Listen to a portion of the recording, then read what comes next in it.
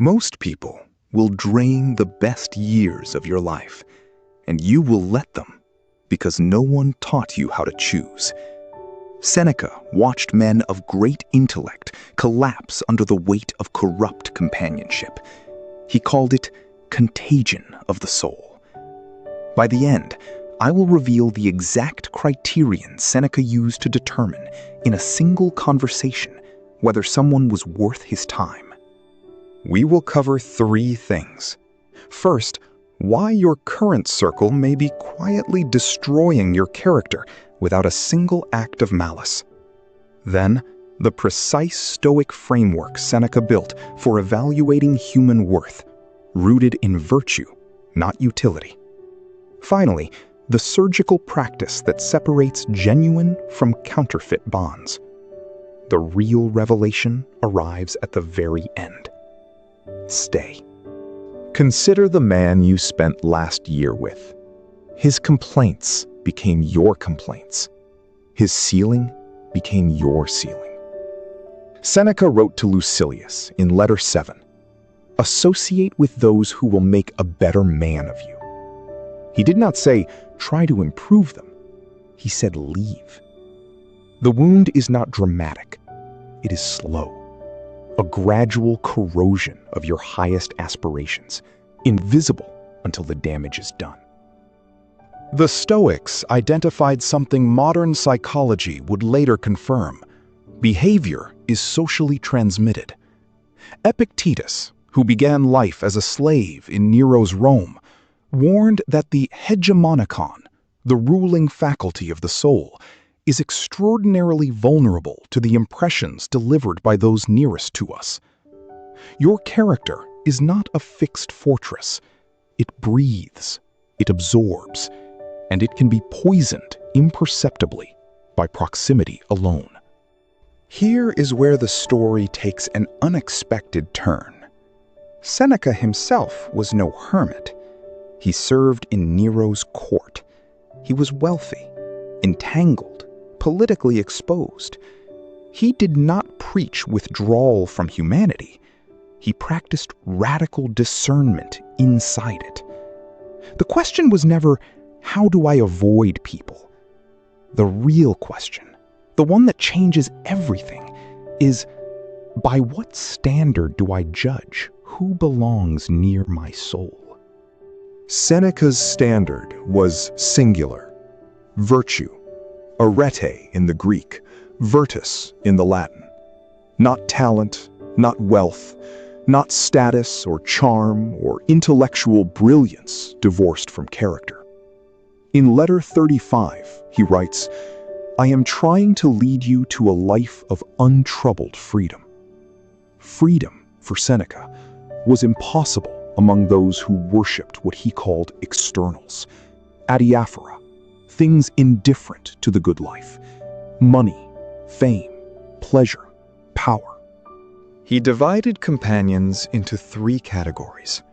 First, those progressing toward virtue, imperfect, struggling, but oriented toward goodness. Second, the merely comfortable, people neither harmful nor helpful, filling silence and time. Third, the corrupt, those whose values are inverted, who measure life by acquisition, whose very presence exerts a gravitational pull toward vulgarity. Seneca was clinical. The third category is not to be reformed by you. It is to be avoided. Prosoche, vigilant attention, was the daily Stoic practice of watching one's inner state with precision. Seneca demanded this same attention be applied outward. Observe what a person does when no advantage is at stake. Does he tell the truth when lying is costless? Does she choose difficulty when comfort is available? Seneca called these the small, unguarded moments, the truest biography a person ever writes. Watch them there. Marcus Aurelius echoed this in his Meditations, Book 9. The impediment to action advances action. What stands in the way becomes the way. But he went further. He watched his own court at Rome with cold clarity. He noted who bent under pressure and who held, not to punish, but to calibrate trust. The Stoic does not moralize at the corrupt companion. He simply adjusts the weight he places on that relationship. Wait. What comes next is what few truly understand, and fewer still apply. Seneca did not say, "Find perfect people." He knew perfection was a Stoic asymptote, approached but never reached in one lifetime. What he demanded was direction. Is this person moving toward virtue or away from it? A companion still full of vice, but genuinely oriented toward growth, is infinitely more valuable than a polished, comfortable soul pointing nowhere. Tomorrow, when you wake up, apply Seneca's filter to one relationship. Ask 3 questions. Does this person make demands that pull me toward the external, toward performance, status, consumption? When I leave their company, is my inner discipline stronger or weaker? And finally, the most devastating question. Would I be ashamed if Seneca himself had witnessed our last conversation? If the answer to any of these cuts, act on the discomfort. Apply the officium, the Stoic concept of duty, to your social architecture. You have a duty, Seneca insists, not merely to yourself, but to logos, the rational order running through all things. To surround yourself with corruption is to violate that order willingly. Begin with the easiest pruning. Reduce time, not with drama, but with quiet decision. Distance is not hatred. It is the discipline of someone who takes their soul seriously. Build instead what Seneca called a community of the progressing, proficientes, not saints, strivers, people who hold you accountable to your stated values, without theater or judgment.